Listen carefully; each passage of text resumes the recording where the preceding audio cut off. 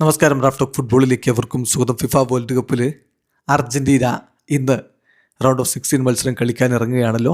എതിരാളികൾ ഈജിപ്താണ്. രാത്രി ഇന്ത്യൻ സമയം 9:30 ആ മത്സരം. ആ മത്സരത്തിന് മുന്നോടിയായിട്ട് ഇന്നലെ പ്രീ മാച്ച് പ്രസ് കോൺഫറൻസിൽ കോച്ച് ലയണൽ സ്കലോനി മാധ്യമങ്ങളെ കണ്ടു. ഇന്നലെ എന്ന് പറയാൻ നമുക്ക് ഇന്ത്യൻ സമയം ഇന്ന് പുലർച്ചെയാണ് അദ്ദേഹം മാധ്യമങ്ങളെ കണ്ടത്.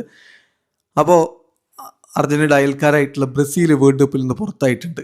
അതിനെക്കുറിച്ച് സ്വാഭാവികമായിട്ടും ചോദ്യം വന്നു. ബ്രസീലിൻ്റെ പുറത്തു പോക്കിനെ കുറിച്ചുള്ള ചോദ്യത്തിന് അദ്ദേഹം പറഞ്ഞ മറുപടി, നോക്ക്, നിങ്ങൾ എൻട്രിക്ക് ആ അവസരം ഗോളാക്കിയിരുന്നെങ്കിൽ അപ്പോൾ സ്കോർ 0-0 ആണല്ലോ, ബ്രസീലിന് ലീഡുണ്ടാവുമായിരുന്നില്ലേ? ഇന്ന് നമ്മൾ സംസാരിക്കുന്നത് വേറെ രൂപത്തിലാവുമായിരുന്നില്ലേ? അപ്പോൾ അതിലൊന്നും കാര്യമില്ല. That's the reality of football. ഫുട്ബോളിൻ്റെ യാഥാർത്ഥ്യം അതാണ്.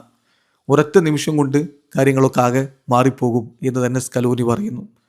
അപ്പോൾ എൻട്രിക്കിനെ കുറിച്ച് ഇപ്പോൾ റൊമാരിയോ ഒക്കെ ഇന്നലെ വലിയ രൂപത്തിൽ സംസാരിക്കുന്നുണ്ടായിരുന്നു. അതായത് എൻട്രിക്ക് യങ്ങാണ്, മറ്റതാണ് എന്നൊന്നും പറയേണ്ട കാര്യമില്ല, വേൾഡ് കപ്പാണ് കളിക്കുന്നത്, കിട്ടിയ അവസരം ഗോളാക്കണമായിരുന്നു. ഒരുപക്ഷെ ബ്രസീലിൻ്റെ പുറത്തുപോക്കിൽ ബ്രൂണോ ഗുയിമറസിനോളം തന്നെ വലിയ രൂപത്തിൽ ഹെയ്റ്റ് ഇപ്പോൾ കിട്ടിക്കൊണ്ടിരിക്കുന്ന ആൾ എൻട്രിക്കാണ്. കാരണം അത് അത്രയും ഒരു ഈസി ചാൻസാണ് അദ്ദേഹം കളിക്കളത്തിലേക്ക് വന്ന ഉടനെ നഷ്ടമായത്.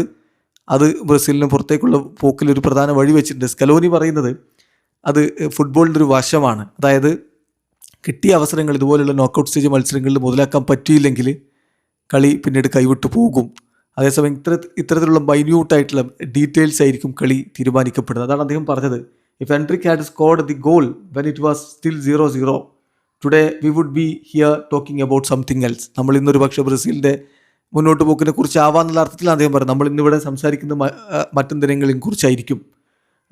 That's the reality of football എന്ന് തന്നെ കോച്ച് പറയുന്നു. ഇവിടെ അവസാനിക്കുന്ന ഫുട്ബോൾ ലോകത്തെ കൂടുതൽ വിശേഷങ്ങളുമായി റാഫ് ടോക്സിൽ എത്താം.